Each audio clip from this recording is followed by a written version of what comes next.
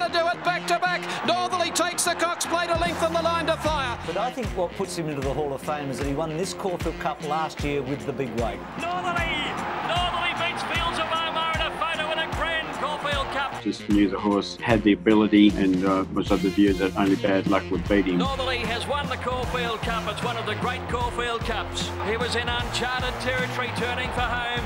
His giant heart has seen him through with 58 kilos. Well, hi, Fred. It's good to catch up with you. It's been a while. It certainly has been. It's a long time. Great to catch up with you. You bring back some great memories for both of us, I believe. I think your record stands alone as the rider of Northerly. Probably rode him better than anyone else. Yes, I don't think you're beaten on him. Yeah, I had fond memories of Northerly, that's for sure. When I left Perth to go to Melbourne, I thought Ollie would be riding the horse. However, when we got there for the Carline Stakes, Ollie had taken a ride on a horse I think was Oval Office. So your good friend and mine, Diver Hagen, made a suggestion that you would like to ride the horse on condition that if you ever clashed with Sunline, that you would always go for Sunline. And it jogs my memory to think that's right. I don't know for what reason why Ollie would want to get off Northerly, but he did. And to my good fortune, I got my leg back on him, and we started off that preparation with a win. My first association with Northerly was when I first got the ride, and I recall Fred saying to me, Fred had asked me to come out to ride track work to get the feel of Northerly because he has a few little quirks. And I recall going out to Caulfield, and Fred legged me on, and I think the strapper's name was Cherie. Correct me if I'm wrong there, Fred. And Cherie gave me a good insight because she knew the horse just as well as Fred. And she said, be careful, he has quirks. Yeah, sure. I've ridden horses all my life. I know what I'm doing. And I recall going down the tunnel, and I think we were supposed to go out onto the main track, but Northerly started jacking up in the tunnel and spinning around, and Cherie was trying to, we were both trying to get him to go forward through the other end of the tunnel to get out onto the track, the main track. But Northerly definitely had a few tricks, and far out he gave me some scares because he could rear high. And I think we must have eventually got out on the track. I just can't remember because I was still frightened of getting thrown on him. So that was my introduction to Northerly before I even rode him in a race. It's interesting because he had a lot of spirit and he wasn't an easy horse to train. To be fair, I think a lot of people wondered how hard we worked him. And the reason was we worked him as hard as we did to keep trying to get some manners into him. And in fact, after that early preparation, my first trip to Victoria, I sent him out to equestrian work, to some equestrian people who had him going over the little jumps and the figure eights and trying to manner him up a little bit more. But, that was the first indication of the determination of the horse. He had a mind of his own. Yeah. And, he wasn't easy, and I think the same attitude as towards the never say die attitude that the horse showed in most of all of his races. Was that determination and stubborn, if you like, but I prefer the fighting type attitude rather than being stubborn. Let's talk about the Craigley / Mackay Beaver Stakes. Well, from my point of view, it's very simple. I don't believe that jockeys should tell trainers how to train, and for that very reason, I don't tell jockeys how to ride. So it's pretty much well up to Greg to make his own decisions, and I'm pretty strong about that view. Is that I think trainers should train and riders should ride, and the horse began very well, took up an early position, and seemed to be doing it very well. So I had no concerns at that time. I just knew the horse had the ability and was of the view that only bad luck would beat him. So in the run, very, very happy with the way he posied up and the way he travelled. Northerly was sort of my type of horse that I like to ride in races, being in the first half of the race. Probably after the first 200 metres, we got into our rhythm and we was able to steady the pace off a little bit. But watching the replay, we could see that I probably slackened off the pace a little bit too much, and Zagaletta of Freedman's with Stephen King on board was caught wide, so he moved up and around. And at one stage, I thought we were just going a bit too quick, hoping he wouldn't force the issue. So I then had to back off again, holding off La Zagaleta, and Stephen King came back as well. So even though the tempo of the race was set, it was still quite a solid tempo. I knew that wouldn't worry Northerly, and I do recall Fred always liked me to take off a little bit early because he has a high cruising speed. But I think in this race comes to fruition exactly the way Northerly was seen to be believed, in that he was at his top half a mile from home, and I was under pressure with Lars Zagaleta putting pressure on me, and it looked like we were struggling. Lars Zagaleta went up on my outside better than me at the 500-metre mark, but as we all know, Northerly, as Greg Miles said, the fighting tiger, stuck his head down and went to work and fought off Lars Zagaleta. Completely agree with you there. I mean, he was truly tested and was in danger of defeat with probably 150 to go. But in the end of the day, and you mentioned Greg Miles, who named him the Fighting Tiger, it really came true late in the race when I think they were on even terms, so 100 to go, but not only he drew clear late in the race. And as you know, Greg, he wasn't the sharpest horse you ever rode, but he certainly was as good a stayer as you'd get on. Outside Northerly drew a neck in front. The Fighting Tigers coming clear the last little bit, and Northerly tested but wins. Beats La Zagaleta. Silver Baron got up for third. It's Platonic fourth. Okay, Fred, now let's talk about the Caulfield Cup 2002. I recall before the race that there was some doubt whether he could win it because no other horse had actually, as far as I can remember, has won a Caulfield Cup carrying 58 kilos.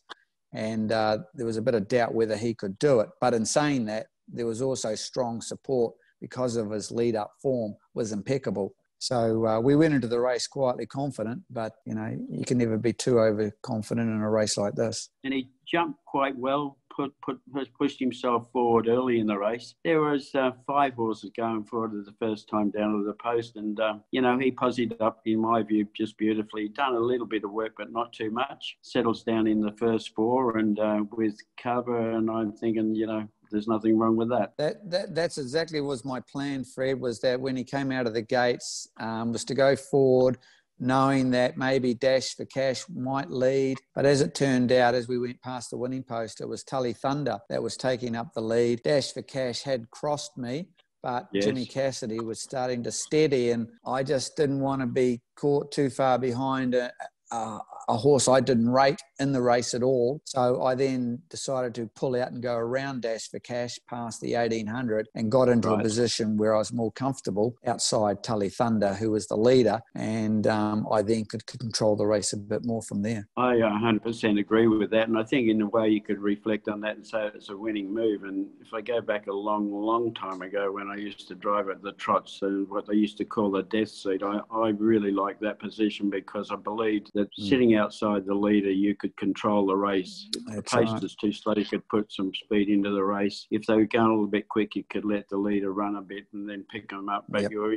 free of interference. And if your horse was good enough, it could win the race. And, you know, you managed that horse so beautifully well that day. And challenges started to come a fair way out. And, you know, I got to say, in the back of your mind, I'm sure you would have had the weight you were carrying, plus the extra distance we're asking to travel, and then again being the Caulfield Cup, never ever easy to win. Going past the 600-metre mark, or it might have been the 700-metre mark, I had Freemason make a challenge out wider with Darren Beedman on, and it was way too soon to push the button on Northerly, but I didn't want to get crowded around, so I went forward and lifted the tempo a little, knowing that I needed a little bit in reserve halfway down with the big weight he had, and those other horses, they couldn't go around and go on with it. We were able to hold our position about a neck behind Tully Thunder until we turned for home, and then I went for it. So it was to swing for home. I mean, he just got to the front of quite a few of the few issuing challenges, but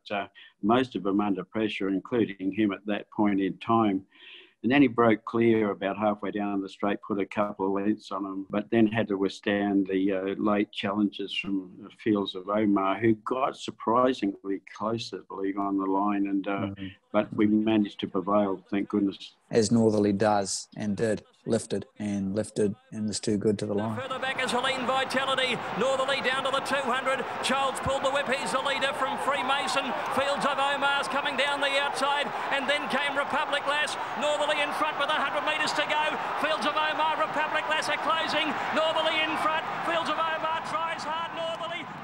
Yeah, like great memories, Greg. Just a wonderful runner, wonderful horse. Toughed it out right to the end. And an interesting stat that comes out of that Fields of Omar never could beat Northerly in the Cox Plates, but when Northerly went away, Fields of Omar was good enough to win too. So that speaks volumes for Northerly's ability. So, Greg, I've got to say, I thought you rode him perfect. I thought, once again, I'm pumping your tyres up, but I thought you rode him magnificently. Thanks, Fred, for those comments about my ride, but I am going to do the same to you in that his lead-up form towards the Caulfield Cup Cox Plate was impeccable. And as I'd mentioned earlier on, he's a difficult horse to train, let alone to ride.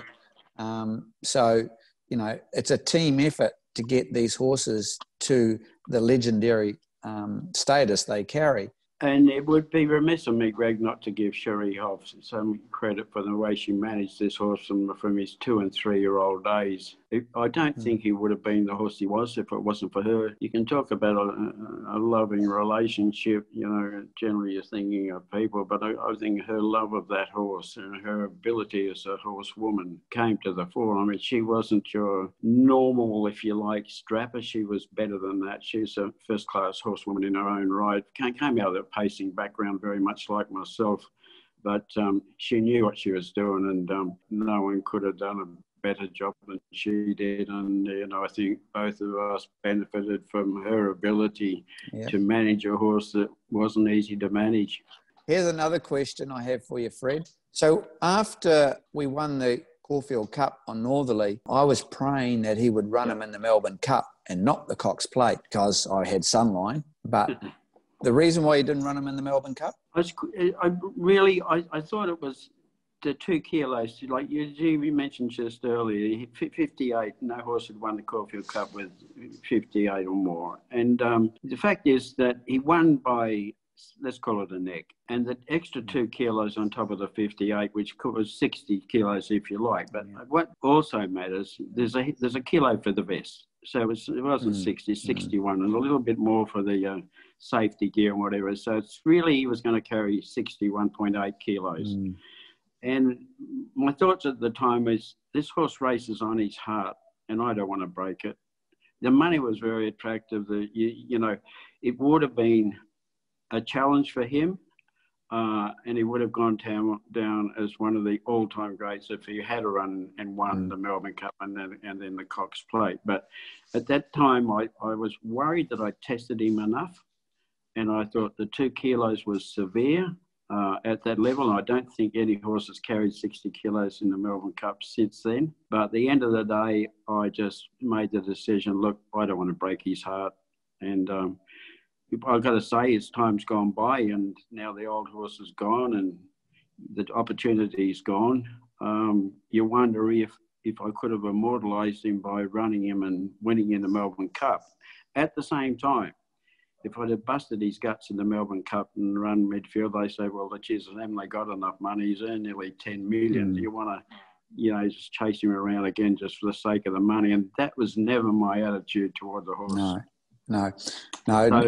We didn't do it. Maybe we should have. Maybe we could have. And carrying that weight of 60 kilos on a hard track over a distance he's never run, you probably could have even broken him down. And that would be the last thing we'd want to do. You know, there's a lot of people ask me that question, and I reflect on it now. And not the money didn't matter, and you know, winning the Melbourne Cup would matter. But at the end of the day, it was more to it than that. I thought, is it the right thing to do? Or is it the wrong thing to do? What's the right thing to do by the horse? And the decision was made, right or wrong. We live with it. That's why you've been a champion trotting trainer and a galloping trainer. You think of the horse. Thanks for the compliment, mate, but take nothing away from you. I've never had a better rider on horses that I trained, and I appreciate everything you did for us. Thanks, Fred.